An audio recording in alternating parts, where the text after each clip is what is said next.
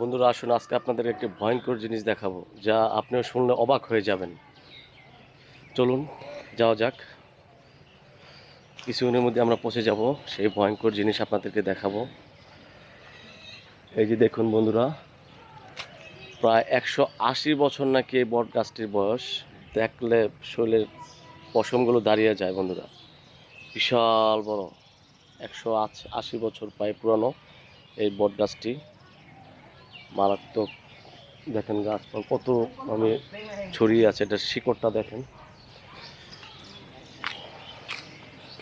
এখানকার মানুষ বলে এখানকার বয়স নাকি 180 বছর, এরও বেশি। এই যে দেখেন বন্ধুরা, প্রায় 180 বছর বয়সটা।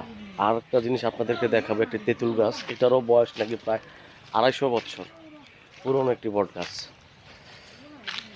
তেঁতুল গাছ, সরি বন্ধুরা, তেঁতুল গাছ। দেখেন বন্ধুরা কি অবস্থা, দেখলে কিন্তু শরীরের পশম দাঁড়িয়ে যায়। মারাত্মক, ভয়ঙ্কর।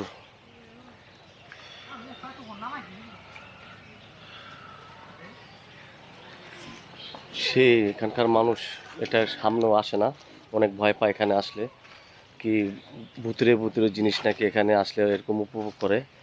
কিন্তু আমরা কয়েকজন বন্ধুরা মিলে আসছিলাম খাগড়াছড়ি, তাই ভাবলাম এটাকে একটু আপনাদেরকে দেখানোর চেষ্টা করি। দেখেন বন্ধুরা, হেভি বিশাল বড়, ছড়িয়ে ছিটিয়ে আছে। আর আরেকটি হলো আমার পিছনে যে গাছটি দেখতেছেন, তেঁতুল গাছ, এটাও প্রায় আজ থেকে প্রায় 200 বছরের আগের পুরনো একটি তেঁতুল গাছ। এই বট গাছ আর তেঁতুল গাছ এখানের একটি কল্পনীয় হয়ে থাকে। এখানকার মানুষ এখানে আসলেও দিনের বেলা নাকি ভয় পায়। খুব ভয়ঙ্কর জিনিস বন্ধুরা, আমার এই পশম দাঁড়িয়ে গেছে, বিশ্বাস করবেন না। বট গাছটি দেখার পরে দিয়ে সেই লেভেলের, এরকম মানুষ দিনের বেলা আসতে নাকি ভয় পায় এই গাছটির কাছে। কিন্তু আমরা 4-5 জন মিলে আসছিলাম। খুব ভয়ঙ্কর টাইপের গাছটি, মানুষ দেখলে পুরো পাগল হয়ে যাবে যে এখনো এত বছর পুরনো গাছ। এই যে বট গাছটি, আমার কাছে খুব ভালো লেগেছে বট গাছটি দেখার পরে, খুবই ভালো লেগেছে। খুবই ভয়ঙ্কর জিনিস, আমার শরীরের পশম এখনো দাঁড়িয়ে আছে, যা এই দুইটা গাছ দেখার পরে দিয়ে। এত পুরনো গাছ। আর তেঁতুল গাছ আমি দেখেছি, কিন্তু এই তেঁতুল গাছটির মতন আমি এত বড় এরকম তেঁতুল গাছ দেখি নাই।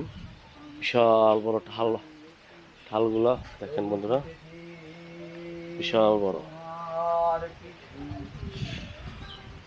বৃষ্টি আসবে, তাই আমরা ব্লগটি তাড়াতাড়ি শেষ করে নিই। তো বন্ধুরা, সবাই ভালো থাকেন, সুস্থ থাকেন। আবার দেখা হবে আরেকটি নতুন ভিডিও নিয়ে।